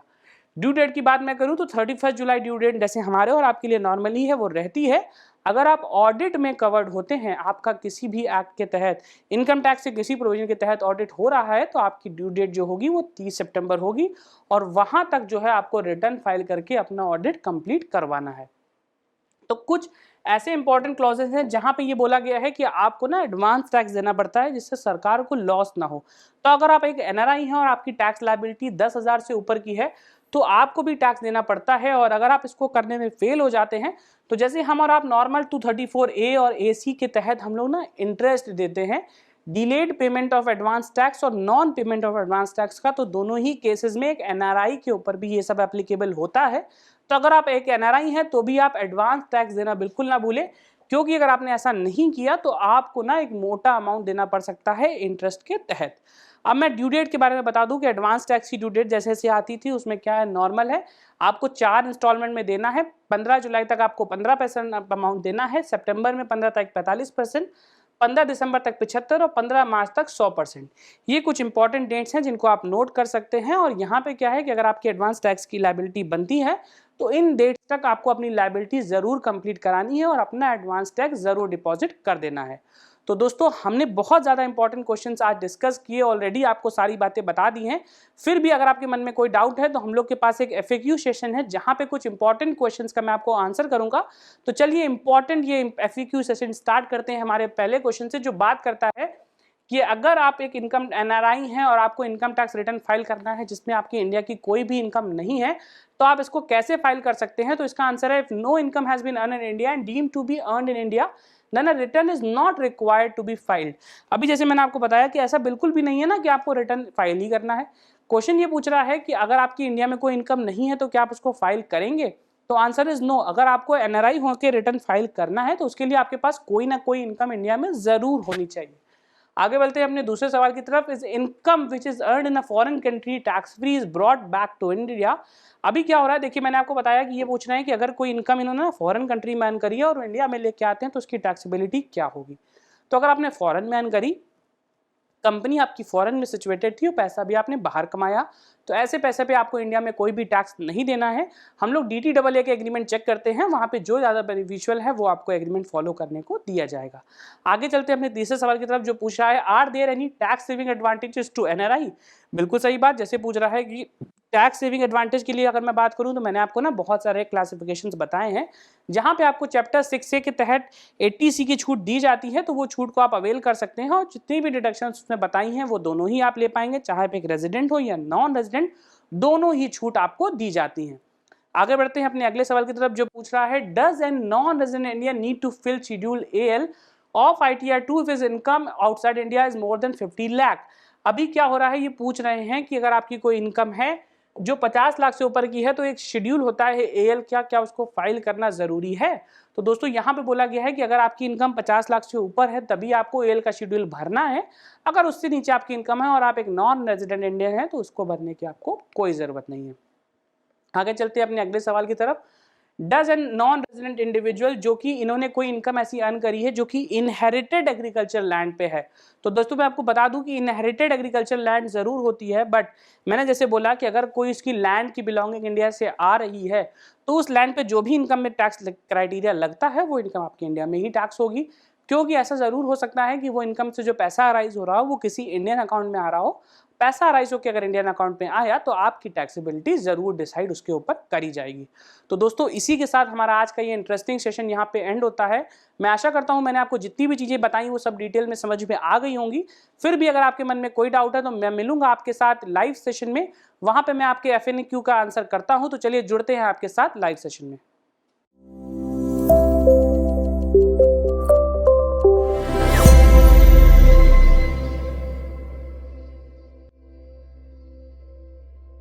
बिजनेस पाठशाला हमेशा आपके लिए कुछ नए और बेहतरीन बिजनेस आइडियाज लेकर आता है। ये आइडियाज आपको सफल व्यवसाय के रूप में एक अच्छा प्रॉफिट कमाने की ओर अग्रसर करते हैं। इस श्रृंखला को आगे बढ़ाते हुए आज हम और आप जानेंगे प्लास्टिक बेस्ड बिजनेस आइडियाज के बारे में। आज का पहला business idea plastic moulded toys है। टॉयज के साथ हम सभी की बचपन की यादें जुड़ी हुई हैं। बच्चे हो या बड़े, सभी को टॉयज बहुत पसंद आते हैं। टॉयज खेलने से बच्चों का फिजिकल और मेंटल डेवलपमेंट अच्छी तरह से होता है, उनके सामाजिक रिश्ते मजबूत होते हैं और साथ ही माइंड शार्प होता है। मार्केट में Lego, funny characters, toy trains और vehicles, mind games, shape identifier जैसे टॉयज की काफी डिमांड है। टॉय इंडस्ट्री एक बहुत ही बड़ा और सक्सेसफुल बिजनेस साबित हो सकता है। भारत में NCR, महाराष्ट्र, कर्नाटका, तमिलनाडु और अन्य सेंट्रल इंडियन स्टेट्स में टॉय मैन्युफैक्चरिंग यूनिट्स हैं। इंडियन टॉय इंडस्ट्री का मार्केट साइज, एक अनुमान के हिसाब से इंडियन टॉय इंडस्ट्री का मार्केट साइज 1.5 बिलियन US$ है, जो कि ग्लोबल मार्केट शेयर का 0.5% है। इस बिजनेस को शुरू करके आप एक सक्सेसफुल बिजनेस पर्सन बन सकते हैं। स्मॉल स्केल में इस बिजनेस को शुरू करने के लिए आपको 25 से 30 लाख रुपए मशीन कॉस्ट, 2500 से 3000 स्क्वायर फीट एरिया, 40 से 45 किलोवाट पावर कनेक्शन और 45 से 55 लाख रुपए इन्वेस्टमेंट की आवश्यकता होगी। इसके साथ टॉय मैन्युफैक्चरिंग में मैन पावर के तौर पर आपको 2 से 3 टॉय मोल्ड डिजाइनर, 3 से 4 स्किल्ड मशीन ऑपरेटर और 3 से 4 अनस्किल्ड वर्कर की भी आवश्यकता होगी। आज का अगला business idea plastic barrels drums हैं। प्लास्टिक ड्रम्स को पॉलीइथाइलीन ड्रम्स भी कहा जाता है, जो हाई डेंसिटी पॉलीइथाइलीन से बने इंडस्ट्रियल ग्रेड कंटेनर्स होते हैं। ये स्टील ड्रम्स से लाइट और कॉस्ट इफेक्टिव होते हैं। आमतौर पर स्टील कंटेनर्स में लिक्विड और यूनिट गुड्स स्टोर किए जाते हैं, जो कि काफी कॉस्टली होते हैं और उन्हें ट्रांसफर करने में भी समस्या आती है।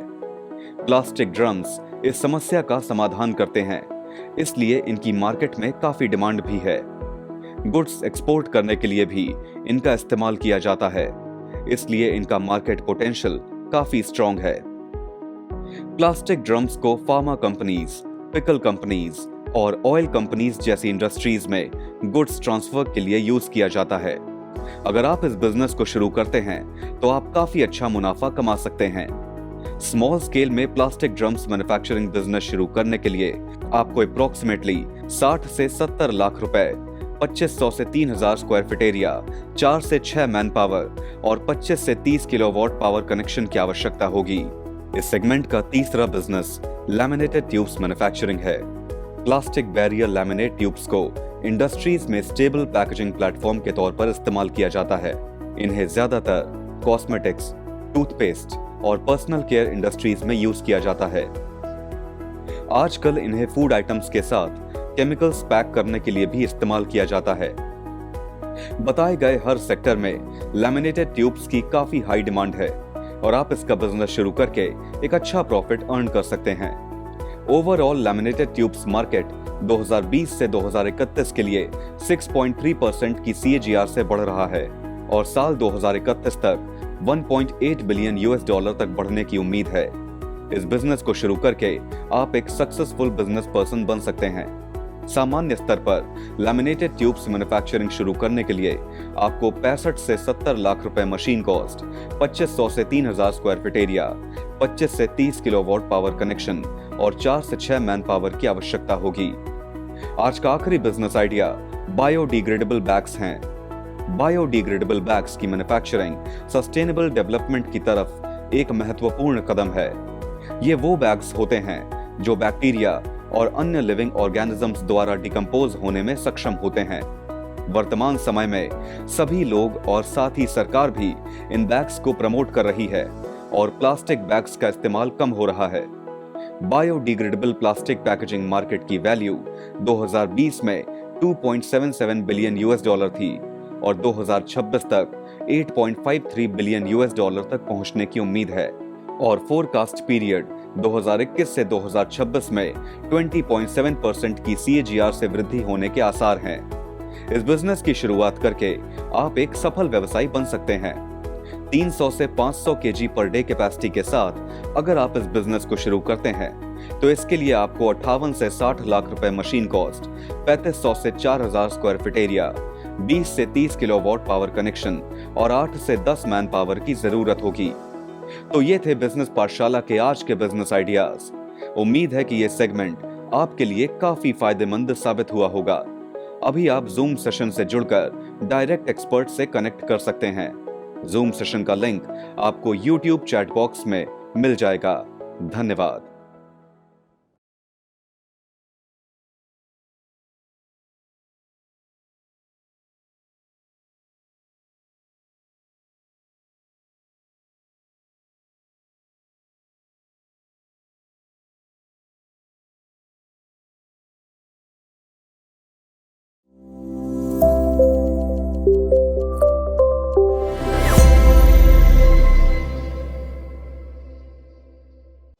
अब हम आ चुके हैं उस पड़ाव पर जिसका आप सभी को बेसब्री से इंतजार रहता है। जी हाँ, मैं बात कर रहा हूँ क्वेश्चन आंसर सेशन की। सर, बहुत से दर्शकों ने अलग अलग सोशल मीडिया प्लेटफॉर्म्स पर हमसे कुछ सवाल पूछे हैं जो मैं आपके सामने अब रखना चाहूंगा। जी बिल्कुल, चलिए शुरू करते हैं। तो शुरू करते हैं क्वेश्चन आंसर सेशन। सर, आज के टॉपिक को लेकर एक दर्शक ने पूछा है, एक एनआरआई द्वारा विदेश में अर्जित की गई और भारत में लाई गई इनकम पर टैक्स ट्रीटमेंट क्या है? देखिए, जैसे मैंने आपको सेशन के दौरान भी बताया कि अगर आपको ना किसी की टैक्सेबिलिटी क्राइटेरिया डिफाइन करना है तो सबसे पहले तो आपको ये पता करना है कि वो रेजिडेंट था या नॉन रेजिडेंट। तो अभी जैसे आपने बोला कि वो एनआरआई है, तो एनआरआई हो गया मीन्स क्या होता है कि वो इंडिया में 182 डेज या उससे कम ही भारत में रहा है। तो यहाँ पे एक चीज़ बहुत सीधे से क्लियर हो जाती है कि वो एक नॉन रेजिडेंट है। तो यहाँ पे क्या बोला गया है कि आपको सेकेंड स्टेज में ये चेक करना है कि क्या उसने जो इनकम अर्न करी है उसका कोई इंडियन सोर्स आ रहा है। तो अगर आप कोई एनआरआई के बारे में बात करते हैं जो कि सपोज यूएस में रहता है, उसने वहीं पे जॉब करी, उसकी जो कंपनी है वो यूएस में ही स्टैब्लिश है और वहीं से वो ना इनकम अर्न करता है। तो अभी क्या हो गया, पहली बात तो वो नॉन रेजिडेंट है, तो हम उसकी इंडियन इनकम को ही सिर्फ टैक्सेबल कर सकते हैं जो इनकम उसने भारत में अर्न करी। तो आपने बोला कि उसने पैसा बाहर कमाया है, तो अगर आप लोग पैसा बाहर कमाते हैं, जो आपकी कंपनी है उसका पूरा जो बेस है वो इंडिया से बाहर है, वहीं पे आपने अर्न किया और आपने वहीं पे खर्चा कर दिया, उस पैसे का इंडिया से कोई लेना देना नहीं है, तो आपको कैसी कोई भी ऐसी इनकम पे इंडिया में कोई भी टैक्स नहीं देना है। इंडियन जो इनकम टैक्स एक्ट 1961 इसके आपको छूट देता है कि अगर आप एक एनआरआई हैं तो आपकी जो सिर्फ इंडियन ओरिजिन की इनकम होगी, जिसका कोई इंडियन कनेक्शन होगा, आपको सिर्फ उसी पे टैक्स देना है। अगर बाहर आपकी कोई भी इनकम है आपको उसके ऊपर कोई टैक्स नहीं देना और आप एग्जेम्पशन क्लेम कर सकते हैं। शुक्रिया सर, आगे बढ़ते हैं। लेकिन आगे बढ़ने से पहले मैं सभी दर्शकों से कहना चाहूंगा कि अगर आपके मन में कोई सवाल है तो आप अपने सवाल हम तक पहुंचा सकते हैं। आगे बढ़ते हैं जी सर, क्या भारत और अन्य देशों के बीच कोई टैक्स ट्रीटीज हैं जो एनआरआई टैक्सेशन को प्रभावित करती हैं? जी बिल्कुल, बहुत ही अच्छा क्वेश्चन आपने पूछा जिसका भी कभी सवाल था, क्योंकि देखिए मैं आपको बता दूं कि टैक्स ट्रीटीज जो होती हैं वो ना हम लोग डबल टैक्सेशन को अवॉइडेंस के कुछ एग्रीमेंट कर लेते हैं। तो आज मैं आपको बता दूं कि अगर हम लोग 2023 में बैठे हैं तो आज 100 देशों से ज़्यादा के साथ भारत की एक टैक्स ट्रीटीज़ हैं। वहाँ पे ना कुछ क्लासिफिकेशंस बताए जाते हैं कि अगर इस कंपनी का आदमी मेरे पास काम कर रहा है या ऐसा कुछ है तो उसके तहत हम लोग को टैक्सेबिलिटी क्या करनी है। बट एक्ट ये बोलता है कि कहीं पे भी अगर DTAA के प्रोविजंस या इनकम टैक्स के प्रोविजंस एप्लीकेबल हो रहे हैं और कॉन्ट्रडिक्ट करते हैं, मीन्स टैक्सेबिलिटी कुछ अलग अलग आती है, तो वहाँ पे क्या होता है कि जो भी एसईसी को ज़्यादा बेनिफिशियल है एसईसी उसको चूज कर सकता है। बट DTAA के प्रोविजन जो होते हैं वो आपको ज़रूर ध्यान रखने हैं कि वो कंट्री टू कंट्री डिफर करते हैं। तो सपोज अगर आप जर्मनी जाते हैं तो जर्मनी और इंडिया के जो प्रोविजन है उसको आप चेक करेंगे, अगर कोई भी टैक्सेबिलिटी उसके अकॉर्डिंग आ रही है तो पहले आप उसको एसेस करेंगे और जो भी ज़्यादा फायदेमंद है आप उसको यूज़ कर सकते हैं। अगले सवाल की तरफ बढ़ते हैं सर। सर, एनआरआई के लिए भारत में संपत्ति बेचने के लिए टैक्स इम्प्लीकेशंस क्या हैं? देखिए, संपत्ति बेचने की बात जहाँ तक रही तो मीन्स अगर आप लोग कैपिटल गेन की बात कर रहे हैं तो मैंने आपको बताया था कि एनआरआई अगर आप हैं तो भारत की कोई इनकम है तो आपके लिए टैक्सेबिलिटी होगी। अब भारत में संपत्ति बेच रहे हैं तो सबसे बड़ी बात कि वो जो रजिस्ट्री है वो इंडिया में रहेगी और प्रॉपर्टी इंडिया में थी। तो अगर आपने प्रॉपर्टी ऐसी कोई बेची है, भले ही वो बेचने के बाद डायरेक्ट पैसा आप इंडिया से बाहर यूएस के अकाउंट में ले जा रहे हैं, फिर भी वो प्रॉपर्टी इंडिया में थी तो वो इंडियन ओरिजिन मानी जाएगी। उस प्रॉपर्टी को जब आप बेचेंगे तो नॉर्मली डेज के अकॉर्डिंग आपके ऊपर लॉन्ग टर्म और short term capital gain tax लगेगा। लॉन्ग टर्म में अगर आप हैं तो 20%, शॉर्ट टर्म में जो है एनआरआई के केस में आपको 30% टैक्स देना पड़ता है। और ये जिम्मेदारी बन जाती है उस किसी की जिसने वो घर मकान खरीदा है कि जब भी आप पेमेंट करेंगे उसको तो उसमें से आप टैक्स काटना ज़रूर ध्यान रखें, क्योंकि अगर आपने बिना टैक्स काटे पेमेंट कर दिया तो लायबिलिटी आपके ऊपर आ सकती है। तो अगर आपने कोई भी घर खरीदा है जो कि एक नॉन रेजिडेंट का था और वो भारत में था तो ऐसे केसेस में आप उसके ऊपर एप्लीकेबल रेट से टैक्स ज़रूर काटें, उसी के बाद जो उसका पेमेंट है आप उसको रेमिट बाहर करें। धन्यवाद सर, आगे बढ़ते हैं। सर, क्या एनआरआई को स्पेसिफिक टाइप के इन्वेस्टमेंट्स पर कोई टैक्स एग्जेम्पशंस उपलब्ध होते हैं? जी, स्पेसिफिक टाइप ऑफ ट्रांजैक्शंस में आपको बता दूं, यहाँ पे देखिए बोला गया था कि एनआरआई हैं तो बाहर से अगर जब भारत में आते हैं ना तो अपना पैसा कुछ इन्वेस्ट करके रखते हैं। तो स्पेसिफिक ट्रांजैक्शंस में कुछ ऐसे ट्रांजैक्शंस बताए गए हैं कि अगर आपने वहाँ पैसा इन्वेस्ट किया था और अभी आपने पैसा वहाँ से रिलीज़ कर लिया तो उसके बाद तरीका ये होता है कि उस पैसे को वापस से आप जो कुछ बताए हुए ट्रांजैक्शन से उसमें लगा देते हैं तो उसके ऊपर कोई टैक्सेबिलिटी नहीं बनती है। अदरवाइज आपको ना 30% के रेट से टैक्स देना पड़ेगा। तो मैं ट्रांजैक्शंस के ऊपर अगर आऊँ कि कौन कौन सी जगह पे आप पैसा लगा सकते हैं, तो वहाँ पे अगर आपने किसी इंडियन कंपनी के शेयर परचेज कर लिए, इंडियन कंपनी के ही डिवेंचर परचेज कर लिए, या फिर आपने कोई डिपॉजिट्स ऐसे हैं जो किसी इंडियन बैंक में कर रखे हैं। देखिए, सरकार का उद्देश्य ये नहीं है कि आप प्रॉपर्टी बेच के या कोई चीज़ बेच के पैसा ना कमाएं। उद्देश्य ये है कि जब पैसा भारत से बाहर जाएगा तभी हम उसके ऊपर टैक्स लगाएंगे। तो अगर आपने कोई चीज़ बेची बट पैसा बाहर नहीं ले गए और आपने वापस से भारत में ही कहीं ना कहीं निवेश कर दिया तो ऐसे केसेस में आपको टैक्स नहीं देना पड़ेगा। तो ये सारी एग्जम्पशन कुछ सेक्शन 115F आता है एक सेक्शन, उसके तहत मिलती हैं, तो आप उसका फायदा जरूर उठाएं। धन्यवाद सर। सर, भारत या विदेश में रहने वाले रिश्तेदारों से एनआरआई द्वारा प्राप्त गिफ्ट्स और इनहेरिटेंस पर टैक्स इम्प्लीकेशंस क्या हैं? देखिए, आप ये क्वेश्चन ये बोल रहा है कि हम और आप सपोज भारत में रहते हैं और हमारा कोई दूर का रिश्तेदार है जो यूएस में है और वो हमको ना यहाँ आके गाड़ी गिफ्ट दे गया या कोई चीज़ दे गया। जी। बहुत इंटरेस्टिंग सवाल है। देखिए, होता क्या है कि हम तो भारत में रहते हैं तो मैंने आपको सबसे पहले एक चीज बताई थी कि आपको ध्यान रखना है कि आपका रेजिडेंशियल स्टेटस क्या है। तो अगर हमारा और आपका रेजिडेंशियल स्टेटस भारत में रहने के साथ साथ नेशनैलिटी हमारी इंडियन है और रेजिडेंट स्टेटस हम लोग हैं, तो हम लोग भारत में रहते हैं, तो हम दुनिया के किसी भी कोने से कोई पैसा कमाएंगे तो उस पर हमको इंडिया में टैक्स देना है। तो अभी बात हो गई गिफ्ट की। तो गिफ्ट का जो प्रोविजन होता है वो हमारा सेक्शन 53 बोलता है कि आप इंडिया में रहते हैं और अगर आपका कोई क्लोज रिलेटिव आपको गिफ्ट देता है तो दैट इज टैक्स फ्री। अब क्लोज रिलेटिव की डेफिनेशन में बहुत सारे लोग आते हैं, उसको आप पढ़ लीजिएगा। अगर आप उसमें से कोई ऐसा पर्सन है जो आपको गिफ्ट दे गया तो आपके लिए ना वो बिल्कुल एग्जेम्प्ट है, जैसे इंडिया में वैसे बाहर से मिला, आपको टैक्स नहीं देना। बट वो डेफिनेशन के बाहर का कोई पर्सन, आपका कोई दोस्त आपको गिफ्ट दे जाता है तो वो आपके लिए इंडिया में टैक्सेबल जरूर होगा, भले ही वो बाहर रहता है, बट आप इंडिया में रहते हैं और आपको वो इनकम अराइज हुई है तो आपको टैक्स जरूर देना है। तो इस बात का जरूर ध्यान रखिए। आगे बढ़ते हैं सर। यदि एनआरआई भारत लौटते हैं और फिर से देश के निवासी बन जाते हैं तो क्या एनआरआई टैक्सेशन के लिए कोई विशेष प्रावधान है? अच्छा, मतलब आप कहना चाह रहे हैं कि वो पहले भारत से बाहर रहते थे, नॉन रेजिडेंट थे, अभी वो लौट आए हैं। तो लौट आए हैं तो वैसे इसमें क्या होता है, दो केसेस आपको जरूर देखने हैं, क्योंकि देखिए एक तो होता है रेजिडेंट और एक होता है नॉन रेजिडेंट। ये दोनों अलग हो गए। बट अगर आप नॉन रेजिडेंट हैं तो वहां पे भी ना दो क्लासिफिकेशन अलग अलग है, जिसमें आपको बोला जाता है कि आप ऑर्डिनरी नॉन रेजिडेंट हैं कि नॉन ऑर्डिनरी है। तो वहां पे क्या होता है, थोड़ी सी टैक्सेबिलिटी थोड़ी डिफर करती है। जैसे मैंने आपको बताया कि अगर हम रेजिडेंट है तो हमारी देश भर की, दुनिया भर की इनकम जो है उस पर टैक्स देना है। नॉन रेजिडेंट है तो आपको सिर्फ वो इनकम जो इंडिया में राइज हुई। ऐसे ही जब ऑर्डिनरली और नॉन ऑर्डिनरली की बात करते हैं तो हम लोग बात करते हैं सोर्स की। आप काम तो करते हैं यूएस में, आप रहते भारत में हैं, बट वो जो यूएस वाली कंपनी है ना, वो कंपनी काम इंडिया के लिए करती है और पैसा अपने इंडिया से ही कमाती है, उसका ब्रांच ऑफिस इंडिया में है। तो कहने के लिए आप एक यूएस कंपनी में एम्प्लॉयड थे, बट उसके ब्रांच ऑफिस इंडिया में था और आप काम उसी ब्रांच ऑफिस में कर रहे थे। तो ऐसे केसेस में अगर आप ऑर्डिनरी रेसिडेंट है तो आपको उसके ऊपर टैक्सेबिलिटी इंडिया में देनी है। आप नॉन ऑर्डिनरी हैं तो आप बाहर शिफ्ट कर सकते हैं। तो ये सारे इंपॉर्टेंट प्रोविजन हैं जो आपको ध्यान रखना है जब आप बाहर से भारत वापस आते हैं। तो इन सारे मुद्दों पे आपको ध्यान रखना है, उसके अकॉर्डिंगली आप टैक्सेबिलिटी दे सकते हैं। धन्यवाद सर। सर, भारत में प्रॉपर्टी से एनआरआई रेंटल इनकम के लिए टैक्सेशन प्रोसेस क्या है? अच्छा, एनआरआई रेंटल इनकम मींस जो एनआरआई है, सपोज अगर आप, फिर से मैं बाहर चलता हूं, अगर आप किसी भी और कंट्री में रहते हैं और आपकी भारत में कोई प्रॉपर्टी है, तो दोस्तों मैं बता दूं ऐसे केसेस में अगर आपकी कोई भारत में प्रॉपर्टी है, वो प्रॉपर्टी आपने किराए पे उठा रखी है, तो यहाँ पे सीधा सीधा ना 30% का रेट आता है जो उस पर आपको टीडीएस काटना है। एक बार मैं फिर से बता दूं, जिसने मकान किराए पे लिया हुआ है, सपोज आपने मुझसे मकान किराए पे ले लिया और आप मुझे 1 लाख रुपए इनकम देते हैं, तो अभी क्या है कि मैं तो बाहर रहता हूँ, मेरी कोई इनकम यहाँ पे नहीं हो रही है, तो टैक्सेबिलिटी नहीं है। बट जिम्मेदारी आपकी है कि आप मुझे 30,000 रुपए काट के, मीन्स 30% का टैक्स काट के ही वो अमाउंट हमको पे करें। क्योंकि देखिए एक बार वो पैसा भारत से बाहर चला गया तो भारत सरकार को उसके ऊपर कोई रेवेन्यू नहीं मिलना, इसलिए ये प्रोविजंस बहुत स्ट्रिक्ट हैं और ये प्रोविजन एप्लीकेबल होते हैं जो पेमेंट भेजता है। इसलिए आपको ध्यान रखना है कि आप टैक्स काट के ही मुझे पेमेंट करें।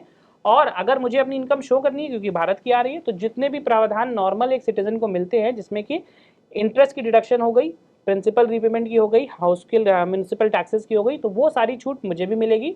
वो सारी छूट मुझे मिलेगी, बट 30% का जो टैक्स आपने काटा है वो मैं अपनी इनकम से एडजस्ट करूंगा। और जो बची हुई इनकम पे अगर मेरे पास और कोई टैक्स लायबिलिटी बन रही है तो मुझे एक्सेस पेमेंट करना है, अदरवाइज मैं रिफंड भी क्लेम कर सकता हूं आपके काटे हुए पैसे का। जी शुक्रिया सर। आगे बढ़ते हैं। सर, एनआरआई द्वारा ऑनलाइन प्लेटफॉर्म हो गया, फ्रीलांसिंग हो गया या ई कॉमर्स के माध्यम से अर्जित जो आय होती है उस पर टैक्स ट्रीटमेंट क्या है? देखिए ये क्वेश्चन थोड़ा टिपिकल इसलिए भी है क्योंकि आपको ये डिसाइड करना है कि आपने बोला फ्रीलांसर है, अगर हम एनआरआई हैं, फिर से हम वापस आते हैं उसी बात पे कि आपने फ्रीलांसिंग किसी एक ऐसी कंपनी के लिए की कि सपोज आप एक कंपनी में रहते हैं, आप ना नीदरलैंड में रह रहे हैं और आपने फ्रीलांसिंग करी, बट वो फ्रीलांसिंग जो इस कंपनी के लिए हुई थी, सपोज आपने जापान के लिए कर दी, वहाँ पे कोई रेंटेड कंपनी थी, तो यहाँ पे इंडियन गवर्नमेंट का कोई भी हक नहीं बनता आपसे कोई टैक्स लेने का, क्योंकि आप रहते नीदरलैंड में थे, आपने जापान की किसी कंपनी के लिए फ्रीलांसिंग कर दी, तो वो पैसा वहीं चला गया, कोई नहीं। बट वो देखा जाएगा कि अगर आप इंडियन कंपनी के लिए फ्रीलांसिंग कर रहे हैं तो आप नॉन रेजिडेंट होने के बाद भी आपको इंडियन कंपनी पेमेंट ट्रांसफर कर रहा है, तो ये 195 सेक्शन के तहत आ जाएगा। यहाँ पे ना टीडीएस एप्लीकेबिलिटी आ जाएगी और कहीं पे भी अगर आपका टीडीएस कट गया तो आपके पोर्टल पे जरूर शो होगा और आपको उस इनकम को अपने इंडियन इनकम टैक्स रिटर्न में शो करना है और एप्लीकेबल रेट से टैक्स जरूर देना है। तो आपको जरूर ये बात ध्यान रखनी है कि अगर आप टैक्सेबिलिटी निकाल रहे हैं या ई कॉमर्स ऑपरेटर के माध्यम से कोई काम करते हैं, तो वो इंडियन ओरिजिन का अगर कहीं पे भी जिक्र आ जाता है तो उस पर आपका टैक्स जरूर कटेगा और वो इनकम में पार्ट आपका ऐड होगा। धन्यवाद sir. Sir, goods and services tax GST NRI पर भारत में खरीदी या बेचे जाने वाली वस्तुओं और सेवाओं के संबंध में कैसे प्रभाव डालता है? देखिए गुड्स एंड सर्विस टैक्स में सबसे इंपॉर्टेंट बात ये होती है कि अगर मैं आपसे बोलूं कि पर्टिकुलर किसी भी एक सामान पे या हमारी आपकी इस प्रोफेशनल सर्विस पे जीएसटी लगेगा कि नहीं, तो एक बहुत इंपॉर्टेंट टर्म है जो बताया गया है, दैट इज सप्लाई। आपको ये बात ध्यान रखनी है कि कभी भी आपको ना डाउट हो कि जीएसटी इस सामान पे लगेगा कि नहीं, तो आप एक बात ध्यान रखिएगा कि अगर सप्लाई हो रही है तो जीएसटी लगेगा। तो सप्लाई क्या बोलता है, अगर एनआरआई आया, वो बाहर से आया, उसने भारत में कोई सामान बेचा, यहाँ पे ट्रेनिंग कराई, तो ट्रेनिंग कराई है, अभी आप भारत में आ चुके हो और यहाँ पे ट्रेनिंग करा रहे हैं, और अगर आपकी लिमिट 20 लाख से ऊपर की है, तो अगर आपने 20 लाख से ऊपर चार्ज किया तो यू हैव टू पे जीएसटी। तो ऐसे केसेस में क्या होता है कि एनआरआई के लिए एक लोकल रजिस्ट्रेशन होता है एक टाइम पीरियड के लिए, उसको वो जीएसटी रजिस्ट्रेशन लेना पड़ेगा, और इंडिया में उसने जो भी सर्विसेज दी हैं या भी जो भी गुड्स सेल किए हैं उसके ऊपर आपको टैक्स देना है, और यहाँ पे कमाए हुए पैसे के ऊपर आपको यहीं पे जीएसटी डिपॉजिट करके जो बचा पैसा है उसी को आप बाहर ले जा सकते हैं।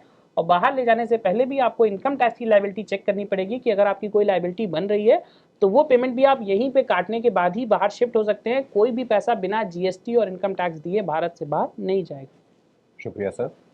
और इसी के साथ हम आज के सेशन के आखिरी सवाल पर, जो सवाल ये है सर, क्या कोई एनआरआई अपनी इनकम से काटे गए अतिरिक्त टीडीएस के रिफंड का दावा कर सकता है? जी बिल्कुल कर सकता है। देखिए मैंने आपको बताया कि एनआरआई एक ऐसा चीज हो गया है कि वो भारत की सरकार ये मानती है कि अब अगर एनआरआई हैं तो आपकी कोई भी इनकम, सपोज मैं आपको 10,000 रुपये देना चाहूँ तो मुझे 30% टैक्स काटना है, बट आपको ही पता है कि इंडियन भारत बोलती है कि 2.5 लाख रुपए की इनकम पे कोई टैक्स नहीं है, उसके बाद 5%, 10%, फिर धीरे धीरे करके 30 है। बट एनआरआई के केस में बोला गया कि मैं आपको अगर 10,000 रुपये भी दे रहा हूँ तो 30% काटूंगा ही। तो बहुत सारे ऐसे हमारे एनआरआई के दर्शक होंगे जो ये बात जानना चाहेंगे कि वो उनका टैक्स तो 30% कट रहा है और लाइबिलिटी 5%, 10% की है, तो आप बिल्कुल अपना रिफंड क्लेम कर सकते हैं। तो ऐसे केसेस में आप अपना इनकम टैक्स जरूर फाइल करें, और जो भी एक्सेस पैसा आपका कटा है उसको आप 31 जुलाई किसी भी असेसमेंट ईयर के दौरान टैक्स रिटर्न फाइल करके उसको जरूर अपना रिफंड क्लेम कर सकते हैं। बिल्कुल ना घबराएं, जो भी पैसा आपका एक्सेस कटा हुआ है वो आपको जरूर वापस किया जाएगा। धन्यवाद सर। इसी के साथ आज का सेशन हम यहीं समाप्त करते हैं। सबसे पहले मैं धन्यवाद करना चाहूँगा सर का, जिन्होंने हर बार की तरह इस सेशन में भी जुड़कर हमारे सभी डाउट्स को क्लियर किया और अपनी बहुमूल्य समय के साथ साथ जानकारी भी हमसे साझा की। Thank you so much sir. जी शुक्रिया। और साथ ही साथ मैं सभी दर्शकों को भी धन्यवाद करना चाहूँगा जिन्होंने हर बार की तरह सेशन से जुड़कर इस सेशन को सफल बनाने में हमारी मदद की। आपकी सहभागिता हमारे लिए बेहद ज़रूरी है। आप हमसे यूं ही जुड़े रहिए और बिजनेस पाठशाला से जुड़कर अपने बिजनेस करने के सपने में रंग भरते रहिए। हम फिर मिलेंगे एक नए सेशन में एक नए टॉपिक के साथ। तब तक के लिए अपना ख्याल रखें। नमस्कार, धन्यवाद।